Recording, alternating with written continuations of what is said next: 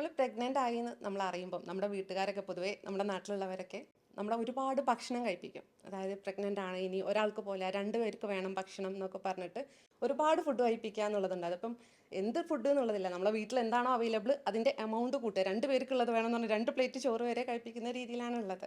അപ്പം എങ്ങനെയാണ് ഒരു പ്രഗ്നൻ്റ് ലേഡി ഫുഡ് ഇൻടേക്ക് എടുക്കേണ്ടത്? അത് ക്വാളിറ്റി ഓഫ് ഫുഡിലാണോ പോകേണ്ടത്, അതോ എമൗണ്ട് ഓഫ് ഫുഡിലാണോ കോൺസെൻട്രേറ്റ് ചെയ്യേണ്ടത്? പ്രഗ്നൻ്റ് ആയി കഴിയുമ്പോൾ ന്യൂട്രീഷൻ ഡെഫിനറ്റ്ലി ഒരു ഇമ്പോർട്ടൻ്റ് ആസ്പെക്റ്റ് ആണ്. പക്ഷേ ഈ ഡബിൾ കഴിക്കൽ ഒന്നുമില്ല. അത് നമ്മളുടെ പ്രീ പ്രഗ്നൻറ്റ് വെയിറ്റ് നോക്കണം. നമ്മൾ ഐഡിയൽ ബോഡി വെയിറ്റിലുള്ളതാണെങ്കിൽ അതിനനുസരിച്ചിട്ട് കഴിക്കാം. വെയിറ്റ് കൂടുതലുള്ളവർക്ക് ചിലപ്പോൾ കാർബോഹൈഡ്രേറ്റ് ഇത്തിരി റെസ്ട്രിക്റ്റ് ചെയ്യാം, പ്രോട്ടീൻ കൂട്ടാം. വെയിറ്റ് കുറവുള്ളതാണെങ്കിൽ അതിനനുസരിച്ച് കൂടുതൽ കഴിക്കേണ്ടി വരും. ഒരു ബാലൻസ് ഡയറ്റാണ് നോക്കുന്നത്. സമയത്തിന് കഴിക്കുക, ബാലൻസ്ഡ് ഡയറ്റായിട്ട് കഴിക്കുക, പ്രോട്ടീൻ, വെജിറ്റബിൾസ്, സാലഡ്സ് ഒക്കെ അതിൽ ഇൻക്ലൂഡ് ചെയ്യുക, വെള്ളം നന്നായിട്ട് കുടിക്കുക, ഫ്ലൂയിഡ് ഇൻടേക്ക് കൂട്ടുക. അതങ്ങനെ ഒരു പ്രത്യേകിച്ച് പ്രഗ്നൻ്റ് ആയതുകൊണ്ട് ഒരു ടൈം ടേബിൾ ഇട്ട് കുത്തിക്കയറ്റേണ്ട കാര്യമില്ല. അത് ഒരു ലൈഫ് സ്റ്റൈൽ മോഡിഫിക്കേഷൻ പോലെ തന്നെ വരണം. പ്രഗ്നൻസി ആണ്, അതിന് കുറച്ച് കെയർ കൊടുക്കണം. അതല്ലാതെ എല്ലാവരും കൂടി തിന്ന അങ്ങനത്തത് ആവശ്യമില്ല.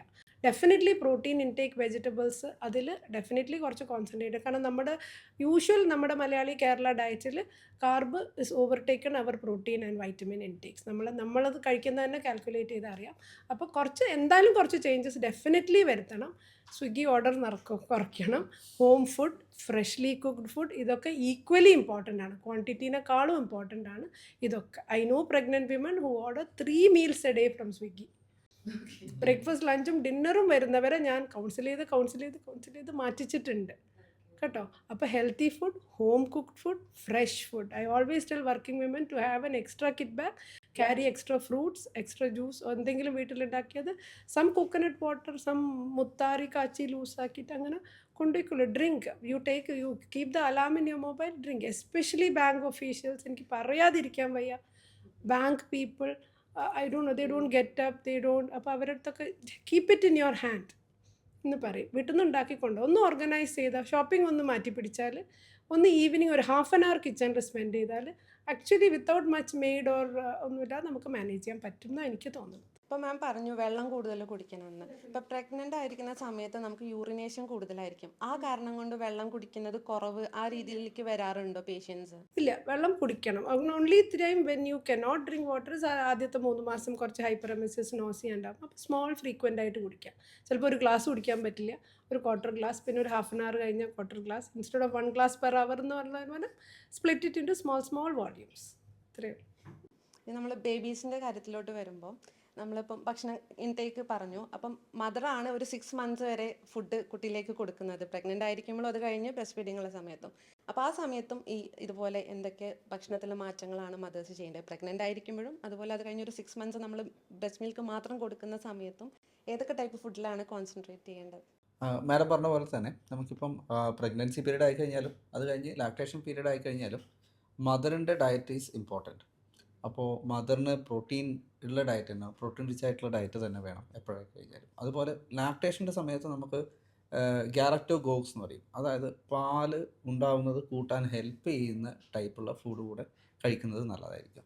അപ്പോൾ നമുക്കിപ്പം ലോക്കലി അവൈലബിൾ ആയിട്ടുള്ള ഇപ്പം വെളുത്തുള്ളി ഉണ്ട്, ഉലുവയുണ്ട്, പിന്നെ മുരിങ്ങയില, ഇതൊക്കെ നന്നായിട്ട് മുലപ്പാൽ കൂടാൻ വേണ്ടിയിട്ട് ഹെൽപ്പ് ചെയ്യുന്ന ഘടകങ്ങളാണ്. ഇതുപോലെയുള്ള ഫുഡ് ഐറ്റംസ് കൂടെ സാധാരണ കഴിക്കുന്ന ഫുഡിൻ്റെ കൂടെ തന്നെ കഴിക്കേണ്ടതാണ്. പിന്നെ നോർമലായിട്ട് നമ്മൾ പറയുക ലാക്ടേറ്റിംഗ് മദർ ഒരു ദിവസം 5 മീൽസ് എടുക്കുന്നതാണ്. മീൽസ് എന്ന് വെച്ച് കഴിഞ്ഞാൽ ചോറ് തന്നെ കഴിക്കണമെന്നല്ല, അത് പ്രോപ്പർ ആയിട്ടുള്ള. കാരണം എന്താ, ഇപ്പം നമ്മൾ പ്രസവം കഴിഞ്ഞിട്ട് കുറച്ച് കാലം ട്രീറ്റ്മെൻറ്റ് എന്നൊക്കെ പറഞ്ഞിട്ട് ഒരു 40 days എന്നൊക്കെയുള്ള രീതിക്ക് ഉണ്ടാവും. അപ്പോൾ ആ സമയത്ത് ഒരുപാട് ഫുഡ് കഴിപ്പിക്കുക. അതല്ല, ഇപ്പം ആദ്യം ഉലുവിട്ട ചോറ് കൊടുക്കുന്നു, പിന്നെ വേറെ എന്തെങ്കിലും ഇട്ട ചോറ്. ഈ ചോറ് എല്ലാത്തിലും ഒരു ഫാക്ടറായിട്ട് വരുന്നുണ്ട്. ഈ 5 മീലുള്ളത് 10 മീലൊക്കെ എത്തിക്കുന്നുണ്ടെങ്കിലും എല്ലാത്തിലും ചോറ് വരുന്നുണ്ട്. അപ്പോൾ അത് ഈ ബ്രസ്റ്റ് ഫീഡിങ്ങിന് എന്തെങ്കിലും ഉപകാരമുണ്ടോ ഈ ചോറ് എന്നുള്ളത്? ചോറ് പേഴ്സേ നമുക്കിപ്പോൾ കാർബോഹൈഡ്രേറ്റ് നമ്മൾ കുറേ കഴിച്ചതുകൊണ്ട് മിൽക്കിൻ്റെ കണ്ടൻറ്റിലോ അല്ലെങ്കിൽ അതിൻ്റെ ഒരു എമൗണ്ടിലോ വലിയ വ്യത്യാസം ഉണ്ടാവാൻ പോകുന്നില്ല. നമുക്ക് 5 മീൽ എന്ന് പറയുന്നത് കാർബോഹൈഡ്രേറ്റ് പ്ലസ് പ്രോട്ടീനാണ് മെയിനായിട്ട് നമുക്ക് വേണ്ടത്. കാരണം ബേബി ജനിച്ച് കഴിഞ്ഞിട്ട് അയാൾക്ക് വേണ്ടുന്ന എല്ലാവിധ പോഷണങ്ങളും കിട്ടുന്നത് കംപ്ലീറ്റ് ആയിട്ട് ആദ്യത്തെ 6 മാസം വരെ മുലപ്പാലിൽ നിന്ന് തന്നെയാണ്. അപ്പോൾ മുലപ്പാലിന് ഈ 6 മാസം വരെയുള്ള എല്ലാവിധ ന്യൂട്രീഷണൽ റിക്വയർമെൻറ്റ്സും ഹാൻഡിൽ ചെയ്യാൻ പറ്റും. നമുക്കിപ്പോൾ വിറ്റാമിൻ ഡി പോലെയുള്ള ഘടകങ്ങളുടെ അയൺ പോലെയുള്ള കണ്ടൻസ് ഉണ്ട്. അപ്പോൾ അയണും വിറ്റാമിൻ ഡിയും ചിലപ്പോൾ നമുക്ക് സപ്ലിമെൻ്റ് ആയിട്ട് കൊടുക്കേണ്ടി വരും. എസ്പെഷ്യലി പ്രീ ടേം ബേബീസ് ആണെങ്കിൽ അവർക്ക് നേരത്തെ സ്റ്റാർട്ട് ചെയ്യേണ്ടി വരും. ടേം ബേബീസ് ആണെങ്കിൽ നമ്മൾ അയൺ കുറച്ചുകൂടെ കഴിഞ്ഞിട്ടായിരിക്കും സ്റ്റാർട്ട് ചെയ്യുന്നുണ്ടാവുക. ബാക്കിയുള്ള എല്ലാവിധ ന്യൂട്രിയൻസും മിൽക്കിനകത്ത് തന്നെ, ബ്രസ്റ്റ് മിൽക്കിനകത്ത് തന്നെയാണ് കിട്ടുന്നത്. സോ അമ്മ ഒരു കംപ്ലീറ്റ് ബാലൻസ്ഡ് ഡയറ്റ് കഴിച്ചാൽ മാത്രമേ അയാളുടെ മിൽക്കിനകത്ത് ഈ ഔട്ട്പുട്ടിനകത്ത് ഈ പറയുന്ന ഘടകങ്ങളൊക്കെ ഉണ്ടാവും. അപ്പോൾ അതുപോലെ തന്നെ അമ്മ കഴിക്കുന്ന ഓരോ പ്രോട്ടീനകത്തുനിന്നും അമ്മയുടെ ബ്രസ്റ്റ് മിൽക്കിലൂടെ അത് പിന്നെ ബേബിക്ക് ലഭിക്കാനുള്ള സാധ്യതയുണ്ട്. അപ്പോൾ നമ്മൾ കഴിക്കുന്നത് പ്രോപ്പറായിട്ടുള്ള ബാലൻസ്ഡ് ഡയറ്റ് കഴിക്കുക. പിന്നെ 5 മീൽസ് എന്ന് പറയുന്നത് അത് പ്രോപ്പർ മീൽസ് ആയിരിക്കണം. അതൊരു സ്നാക്കിങ്ങോ അല്ലെങ്കിൽ ചായയും ഒരു ബിസ്ക്കറ്റും കഴിച്ചിട്ട് ഒരു മീലെന്ന് വിളിക്കുന്നത് അതൊന്നും പറ്റില്ല. അതുപോലെ തന്നെ നന്നായിട്ട് വെള്ളം കുടിക്കണം. കാരണം അമ്മ ഡീഹൈഡ്രേറ്റഡ് ആവാൻ പാടില്ല. അമ്മ നന്നായിട്ട് വെള്ളം കുടിക്കണം. അതും മിൽക്ക് ഔട്ട്പുട്ടിനെ ഹെൽപ്പ് ചെയ്യും. പിന്നെ ഇതിനെയൊക്കെ പുറമെ അമ്മയ്ക്കുള്ള സപ്പോർട്ടാണ്. അപ്പോൾ സപ്പോർട്ട് എന്ന് പറയുന്നത് മെയിൻലി ബാക്കിയുള്ളവർക്ക് ചെയ്യാൻ പറ്റിയ ഇമോഷണൽ സപ്പോർട്ട് കൂടിയാണ്. കാരണം ഇനീഷ്യൽ ഡേയ്സിൽ പാല് കുറയുന്ന സമയത്ത്, അത് കഴിഞ്ഞിട്ട് പാല് കണ്ടിന്യൂ ചെയ്യുന്ന സമയത്ത്, ബേബി ആക്റ്റീവ് ആവുന്ന സമയത്ത്, ഈ സമയങ്ങളിലൊക്കെ പലപ്പോഴും ബ്രസ്റ്റ് മിൽക്കിൽ നിന്നും ബാക്കിയുള്ള കാര്യങ്ങളിലേക്ക് ഇപ്പം ഫുഡ് നേരത്തെ കൊടുക്കണം. 6 മാസത്തിന് മുന്നേ കോംപ്ലിമെൻ്ററി ഫുഡ് കൊടുക്കാൻ വേണ്ടിയിട്ട്, അല്ലെങ്കിൽ വെയിറ്റ് കൂടിക്കൊണ്ടിരിക്കുമ്പോൾ ബേബിക്ക് ഫോർമുല ഫീഡ് കൊടുക്കാൻ വേണ്ടിയിട്ട്, ഇതൊക്കെ ബാക്കിയുള്ളവർ പ്രഷറൈസ് ചെയ്യുന്നത് അമ്മേൻ്റെ ഇമോഷൻസിനെയും ബാധിക്കും. അപ്പോൾ അത് മിൽക്ക് ഔട്ട്പുട്ടിനെയും ബാധിക്കും. അപ്പോൾ ഇതൊക്കെ ആവശ്യമുണ്ടെങ്കിൽ ഡോക്ടർ അല്ലെങ്കിൽ പീഡിയാട്രീഷ്യൻ അല്ലെങ്കിൽ ന്യൂനറ്റോളജിസ്റ്റ് അവർക്ക് പറഞ്ഞു കൊടുക്കുന്നതാണ്. അതല്ലാണ്ട് വീട്ടിൽ നിന്ന് നമ്മൾ ആ ഒരു തീരുമാനം എടുത്തിട്ട് അമ്മേനെ കൂടുതൽ സ്ട്രെസ് ചെയ്യാണ്ടിരിക്കുക. ഓക്കെ. ഇപ്പം പ്രസവത്തിന് ശേഷം ഈ പറഞ്ഞ പോലെ ഫുഡിൽ മാത്രമല്ല, നമ്മളെ നാട്ടിലൊക്കെ ഒരു രീതിയുണ്ട്, 40 ദിവസം ട്രീറ്റ്മെൻറ്റ് അല്ലെങ്കിൽ 90 ദിവസം ഭയങ്കര റെസ്റ്റ്, ഇങ്ങനെ ഒരു 40-90 എന്ന് പറഞ്ഞിട്ട് കണക്കുകളൊക്കെ ഉണ്ട്. 40 ഡേയ്സ് 90 ഡേയ്സ് എന്നൊക്കെ പറഞ്ഞിട്ട്. അപ്പം ആ ട്രീറ്റ്മെൻറ്റിൽ എന്തെങ്കിലും കാര്യങ്ങളുണ്ടോ? അതൊക്കെ ഒരു മദറിന് ആവശ്യമുള്ള കാര്യങ്ങളാണോ? അത് എത്ര ദിവസം വരെ ഒരു റെസ്റ്റ് പീരീഡ് വേണം ഒരു മദറിന്? എന്തായാലും പ്രഗ്നൻസി മെൻ്റലി, ഫിസിക്കലി, ഇമോഷണലി ഒരു ചാലഞ്ചിങ് എക്സ്പീരിയൻസ് ആണ്. നമ്മുടെ ബോഡിയിൽ വരുന്ന ചേഞ്ചസ്, അതായത് പ്രഗ്നൻസി കൊണ്ട് നമ്മുടെ ബോഡിയിൽ വരുന്ന changes back to normal in 6 weeks, 45 days ആണ്. ആ സമയത്ത് ഐ ഡോണ്ട് തിങ്ക് റെസ്റ്റ് കുറച്ചൊക്കെ നല്ലത് തന്നെയാണ്. ഇമോഷണൽ സപ്പോർട്ട് ഇത് പറഞ്ഞ പോലെ ഫീഡ് ചെയ്യണം, ബേബി ഇടയ്ക്കിടയ്ക്ക് എണീക്കും, സ്ലീപ്പ് ഡിസ്റ്റർബ്ഡ് ആവും, നമ്മൾ ചെയ്തുകൊണ്ടിരുന്ന പല കാര്യങ്ങളും നമുക്ക് ചെയ്യാൻ പറ്റില്ല. ചിലപ്പോൾ career will come to a halt, studies will come to a halt. ഇതൊക്കെ നമ്മളുടെ ബാക്ക് ഓഫ് ദ മൈൻഡിന് നമ്മളെ ഇങ്ങനെ ഇറിറ്റേറ്റ് ചെയ്തുകൊണ്ടേയിരിക്കും.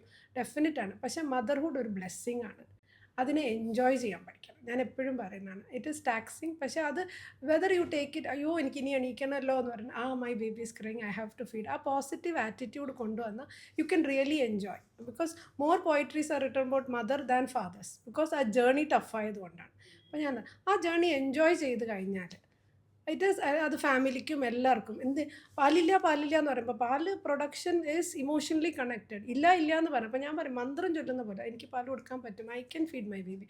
ആ 10 പ്രാവശ്യം നമ്മൾ പറഞ്ഞു തന്നാൽ തന്നെ അത് ഇമോഷണലി നമ്മൾ പോസിറ്റീവ് ആയിക്കഴിഞ്ഞാൽ പാൽ പ്രൊഡക്ഷനിലെ മിൽക്ക് പ്രൊഡക്ഷൻ ഇമ്പ്രൂവ് ചെയ്യും. അതൊരു happiness you have to pursue. Blues ആണ് നാച്ചുറലി നമ്മൾ we will go into blues. അത് ഒരു കംഫർട്ട് സോണിൽ നിന്ന് എവേ ആണത്.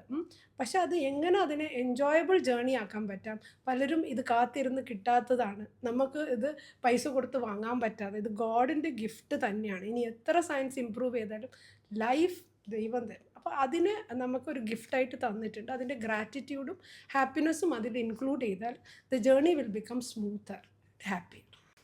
മെന്റലി നമ്മളൊരു എപ്പോഴും അത് പറ്റണമെന്നില്ല. You might need expert help. എല്ലാ പ്രാവശ്യവും നമ്മുടെ ഈ പോസിറ്റിവിറ്റി നമ്മളെ കൊണ്ട് പറ്റില്ല. ഒരു ലെവലിൽ അത് പെത്തോളജിക്കൽ ആയേക്കാം.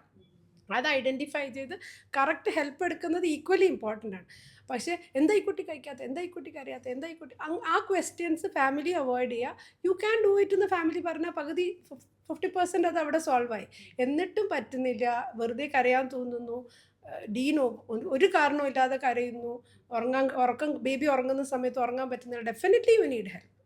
അത് ചിലപ്പോൾ ഒരു ടോക്കിങ്ങിൽ തന്നെ ഒരു സൈക്കോളജിക്കൽ സപ്പോർട്ടിൽ അതൊക്കെ ശരിയാവും. അതൊന്നും വലിയ പെത്തോളജിക്കൽ ഒന്നും അല്ല.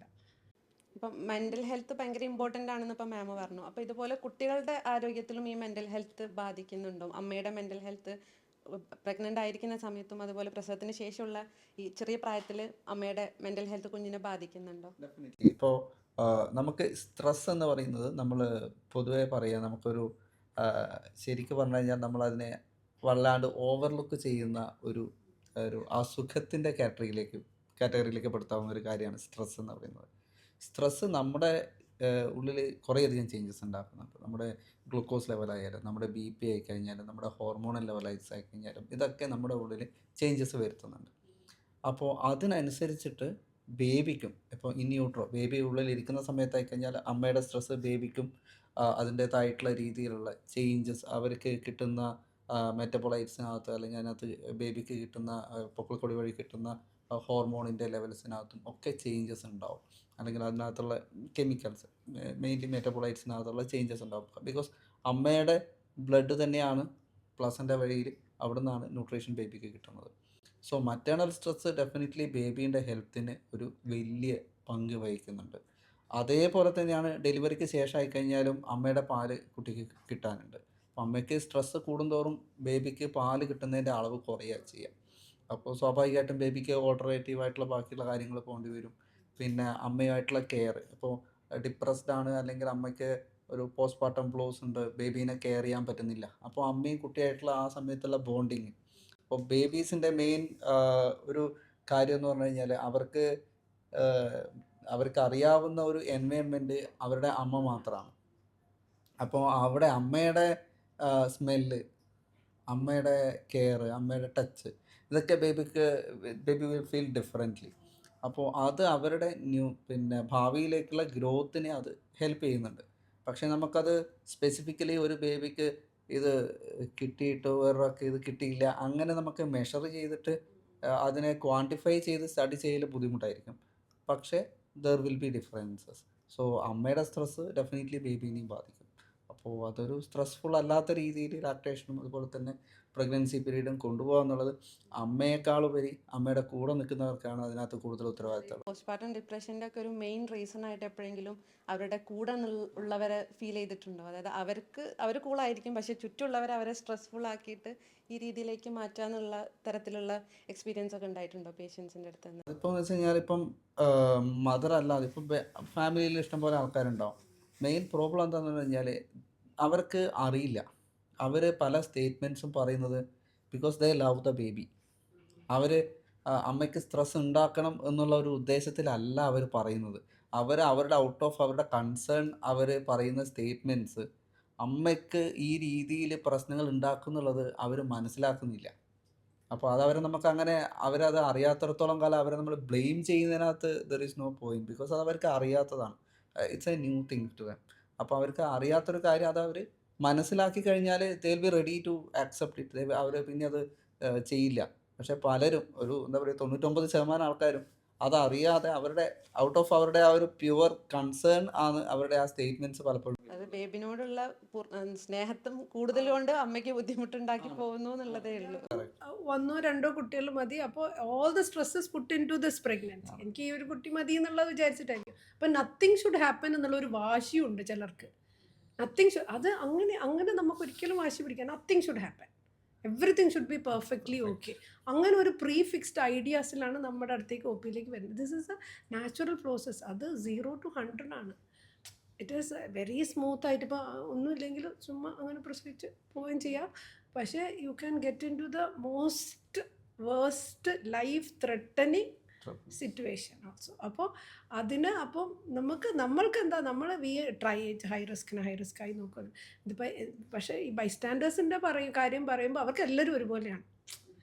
പ്രീ ടേം ആണെന്നോ അൺകോംപ്ലിക്കേറ്റഡ് ആണെന്നോ കോംപ്ലിക്കേറ്റഡ്, എല്ലാവരും ഒരേ സ്റ്റീരിയോ ടൈപ്പിൽ ഇത് തന്നെ ചെയ്തിരിക്കണം, മറ്റേതായിരിക്കണം, അത് കഴിച്ചിരിക്കണം, കുളിച്ചിരിക്കണം.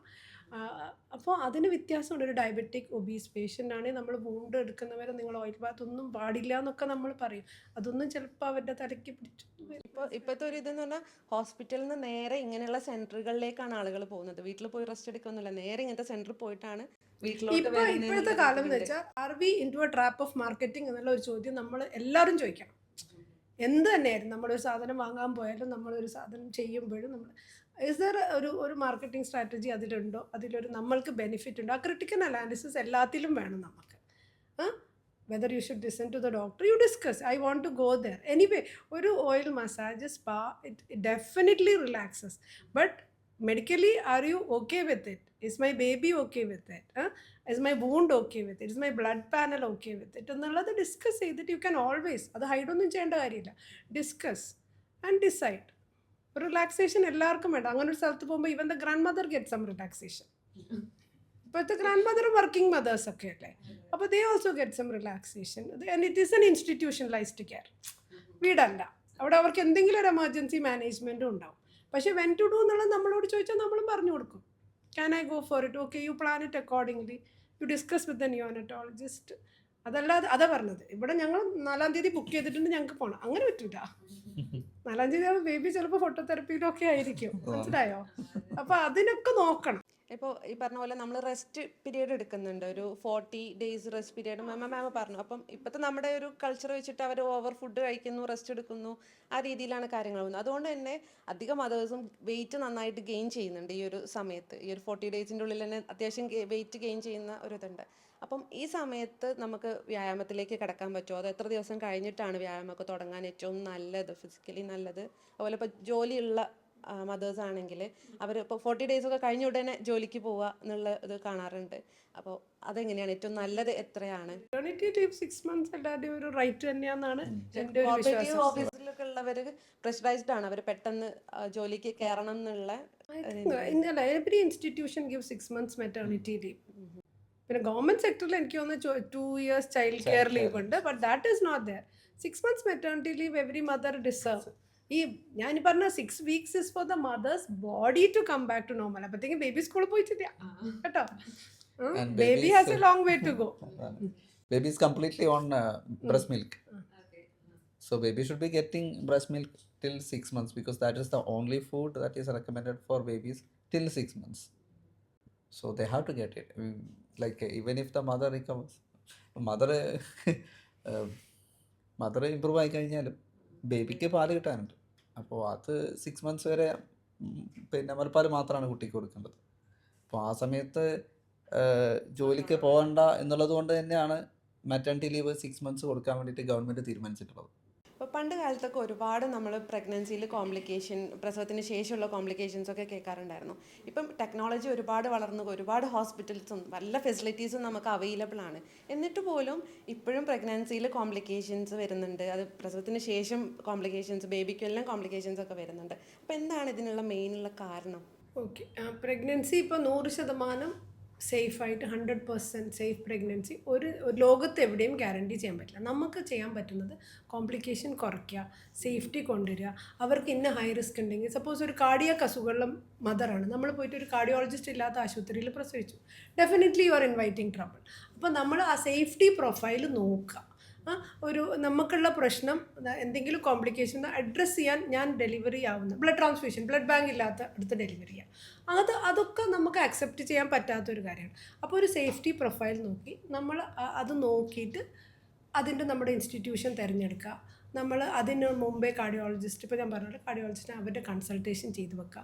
അപ്പോൾ അത് മരുന്നുകൾ ഒപ്റ്റിമൈസ് ചെയ്യുക, നമ്മളുടെ അതിൻ്റെ ഹാർട്ടിൻ്റെ ഫങ്ഷൻ ഒപ്റ്റിമൈസ് ചെയ്യുക, ബേബിക്ക് വളർച്ചക്കുറവാണ് അത് എല്ലാം ഒപ്റ്റിമൈസ് ചെയ്ത് കൊണ്ടുപോകുമ്പോൾ നമ്മൾക്കും കുഞ്ഞിനും, മദറിനും കുഞ്ഞിനുമുള്ള കോംപ്ലിക്കേഷൻസ് ഡെഫിനറ്റ്ലി കുറയ്ക്കാൻ പറ്റും.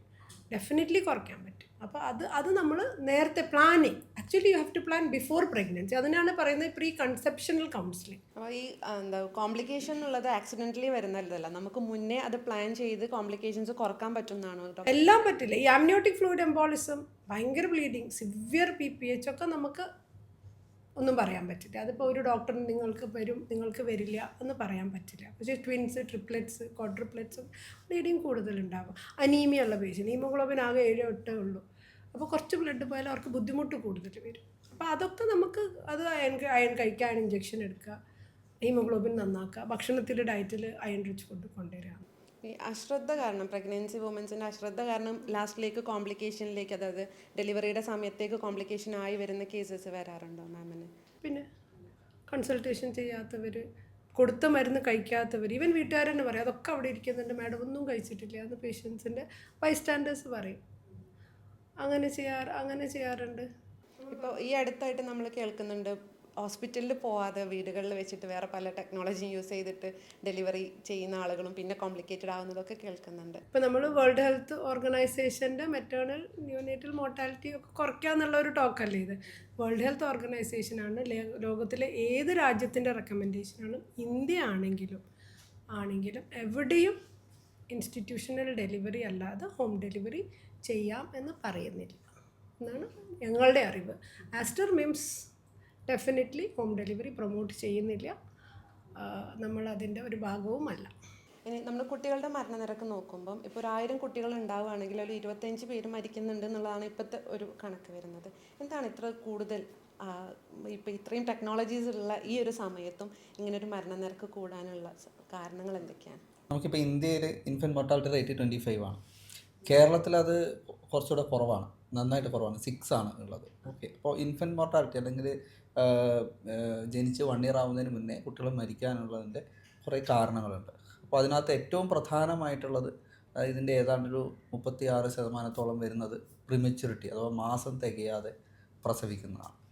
ബാക്കി അതിന് പുറമെ വരുന്നത് ഇൻഫെക്ഷൻസ്, ഡെലിവറി സമയത്തുണ്ടാകുന്ന കോംപ്ലിക്കേഷൻസ്, പിന്നെ ജനന സമയത്ത് അല്ലെങ്കിൽ അതിന് മുന്നേ നമ്മൾ ഡിറ്റക്ട് ചെയ്യുന്ന കഞ്ചനിറ്റൽ ജന്മനാ ഉണ്ടാകുന്ന വൈകല്യങ്ങൾ, അതുപോലെ പ്രിവെൻറ്റബിൾ ആയിട്ടുള്ള കുറേ കാരണം ന്യൂമോണിയ പോലെയുള്ള ഇൻഫെക്ഷൻസിന് പുറമെ ന്യൂമോണിയ ഒരു 10 മുതൽ 12% വരെ ഇൻഫൻറ്റ് മോർട്ടാലിറ്റിക്ക് കാരണമാവുന്നതാണ്. നമ്മുടെ ഇൻഫൻറ്റ് മോർട്ടാലിറ്റി റേറ്റിനകത്ത് ഒരു 10 മുതൽ 12% വരെയും ന്യൂമോണിയാണ് കാരണം. അപ്പോൾ അത് ഇൻഫെക്ഷൻസിൻ്റെ ഒരു സെപ്പറേറ്റ് ആയിട്ട് തന്നെ ഉള്ളൊരു കാറ്റഗറിയിൽ വരുന്നതാണ്.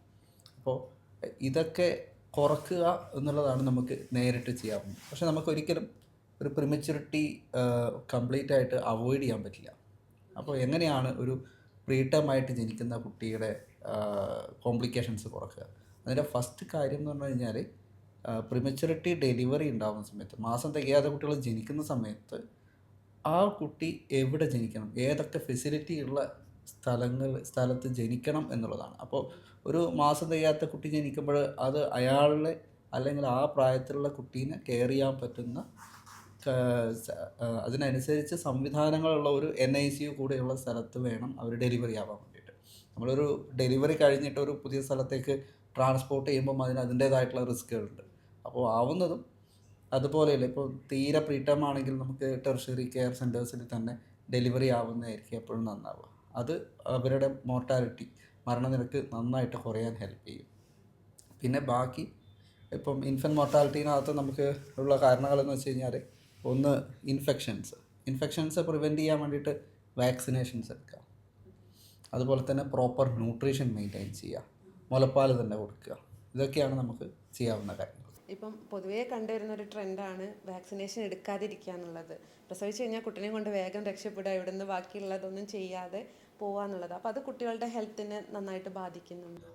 വാക്സിനേഷൻ കൊടുക്കാതിരിക്കുക എന്ന് പറഞ്ഞു കഴിഞ്ഞാൽ കുട്ടികളോട് അവരുടെ പേരൻസോ കെയർ ഗിവേഴ്സോ അവർ ചെയ്യുന്ന ക്രൈം ആണ്. ഓക്കെ, കാരണം ഒരാൾക്ക് ജീവിതകാലത്ത് ഒരു അസുഖത്തിനെതിരെ ഇമ്മ്യൂണിറ്റി വേണമെങ്കിൽ ഒന്നുകിൽ അതിനുള്ള വാക്സിനേഷൻ എടുക്കണം, അല്ലെങ്കിൽ ആ അസുഖം വരണം. അപ്പോൾ നമ്മൾ വാക്സിനേഷൻ എടുക്കുന്ന അസുഖങ്ങൾ എന്ന് പറഞ്ഞാൽ നമുക്കുള്ള എല്ലാ അസുഖങ്ങൾക്കെതിരെയും വാക്സിനേഷൻസ് ഇല്ല. വളരെ ചെറിയ ശതമാനം അസുഖങ്ങൾക്കെതിരെ മാത്രമേ വാക്സിനേഷൻസ് അവൈലബിൾ ആയിട്ടുള്ളൂ.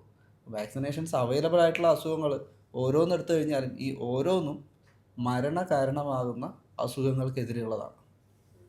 അപ്പോൾ അത് നമ്മൾ കുട്ടിക്ക് കൊടുക്കാണ്ടിരിക്കുക എന്ന് പറയുന്നത് അത് ആ കുട്ടീനോട് ചെയ്യുന്ന ക്രൂരതയാണ്.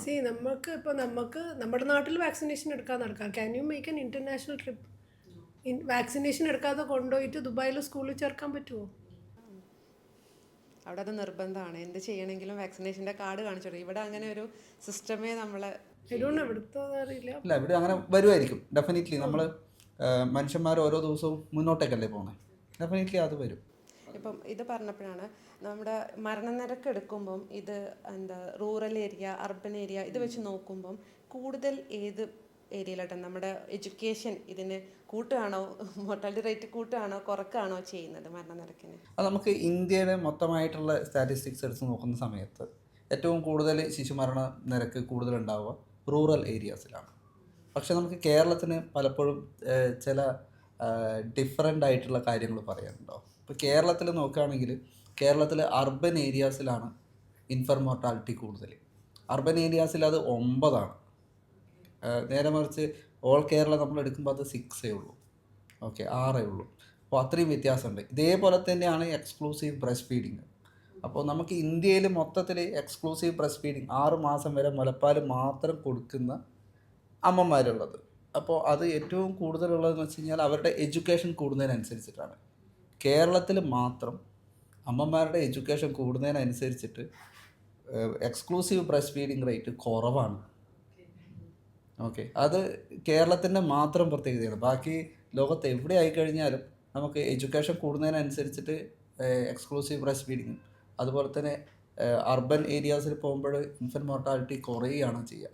അത് കേരളത്തിൽ മാത്രം അത് നേരെ ഓപ്പോസിറ്റാണ്. അതിനുള്ള കാരണം എന്താണെന്നാണ് ഡോക്ടർ? അതിന് പല കാരണങ്ങളുണ്ടാവാം. ഇപ്പോൾ നമുക്കിപ്പോൾ എന്ന് വെച്ച് കഴിഞ്ഞാൽ ഇപ്പോൾ ഒരു അർബൻ ഏരിയാസ് നോക്കുമ്പം അതിൻ്റേതായിട്ടുള്ള ഡിസഡ്വാൻറ്റേജസ് എന്ന് പറഞ്ഞു കഴിഞ്ഞാൽ അവിടെയുള്ള പൊല്യൂഷനും കാര്യങ്ങളൊക്കെയാണ്.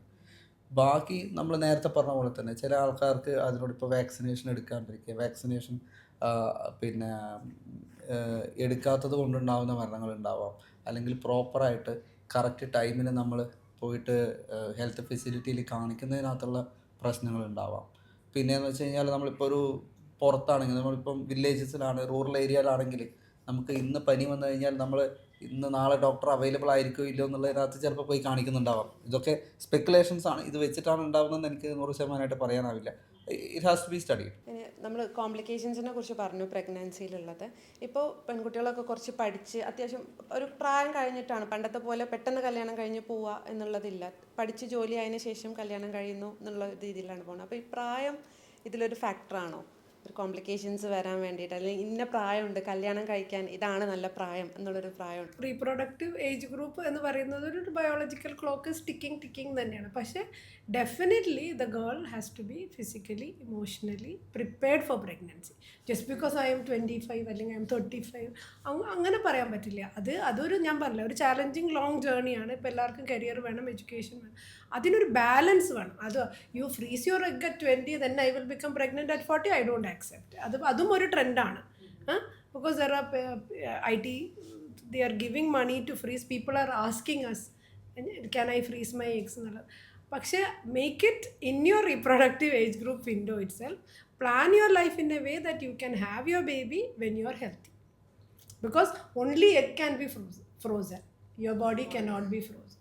Your body will definitely age കൂടുമ്പോൾ എക്സ്ട്രീംസ് ഓഫ് ഏജ്, അത് ടീനേജ് പ്രഗ്നൻസി ആണെങ്കിലും other end of the age ആണെങ്കിലും പ്രോബ്ലംസ്, സ്പെഷ്യൽ പ്രോബ്ലംസ് ഉണ്ട് ഇവർക്ക്. വെരി യങ് ആൻഡ് വെരി ഓൾഡിന് problems are there with all hypertension, diabetes, hypothyroidism ഒക്കെ ഇപ്പോൾ നേരത്തെ നമ്മൾ കാണുന്നില്ലേ. പണ്ട് നമ്മൾ ഇത്ര ചെറിയ ആൾക്കാർക്ക് കണ്ടിട്ടില്ല. അപ്പോൾ അതുകൊണ്ട് പ്ലാനറ്റ് അതിൽ നമ്മുടെ ഏജും ഒരു ഫാക്ടർ ആയിരിക്കണം നമ്മുടെ ഫാമിലി പ്ലാനിങ്.